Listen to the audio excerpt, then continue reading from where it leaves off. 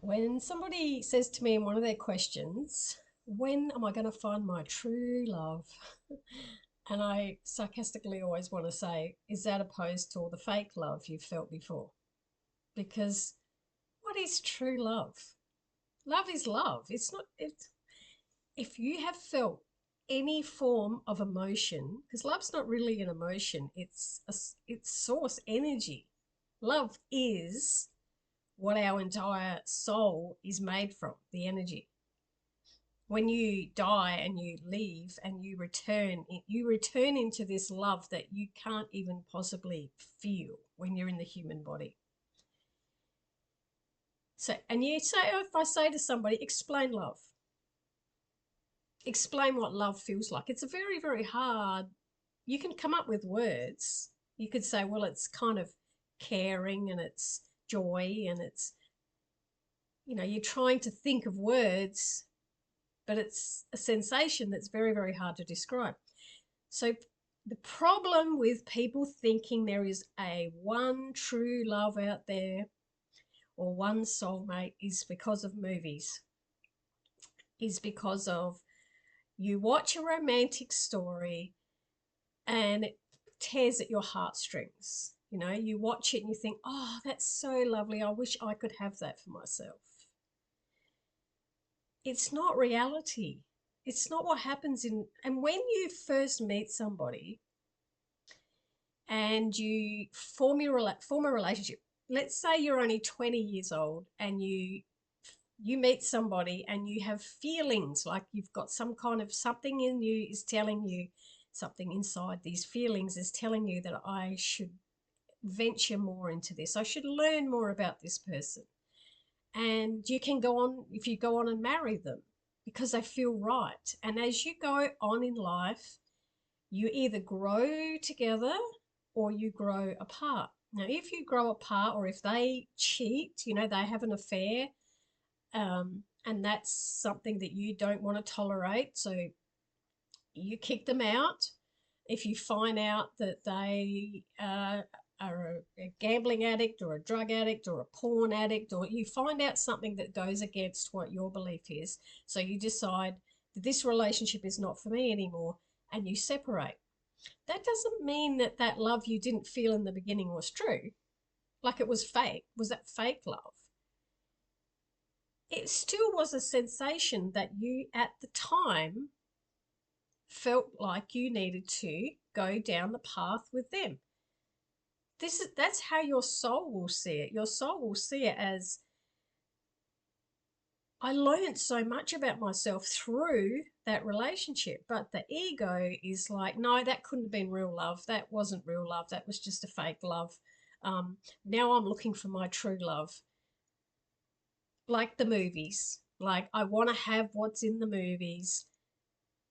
How many people do you really see in real life that have a relationship like you see in movies? No, people have fights. People have disagreements. People have problems. Sometimes people will have an affair and then the other person will forgive them and carry on with the relationship like we will build a new relationship. But other people will say, no, no, that's against that's one of my red flags. You're out now. Because so many people think differently. But I think we really need to get rid of that whole, where is my true love? Where is my, another one I hear all the time is, where is the one? Like, there's 8 billion people in this world. There's just one for me. No, there can be lots and lots and lots of relationships. There doesn't have to be just one. And you are a different person with different relationships. And some people just don't need relationships. Some people are so happy on their own. They're very content in their own company. And the more content they get in their own company, they don't want somebody else coming in. Their belief is that someone else will come in and disrupt my peace. So they don't want anybody. It could actually be a good thing. If they did let them in, it could be somebody who adds to their peace and makes their life even better. But They just get into that mindset of, no, I'm really content and peaceful as I am. I don't want someone disrupting it. But yeah, I really wish people would not use the words, where is my true love? Where is my one? That's just a fantasy. Like, you imagine growing up, what stories are read to you when you're growing up? You know, like a Cinderella or Prince and the Princess. There's a love story, you know, and she gets her man, he gets her woman at the end, and they live happily ever after. And so the brainwashing has started from a very, very early age that that's what we're all striving for. And it doesn't exist. It's a fantasy. It doesn't exist. Yes, you can, there is relationships that can last a really, really long time. And you can feel different. Obviously, when you finish one relationship and go into another one, you feel different because you're around different energy. But that whole concept of, where is my soulmate? Like, I see that a lot with people that have been married.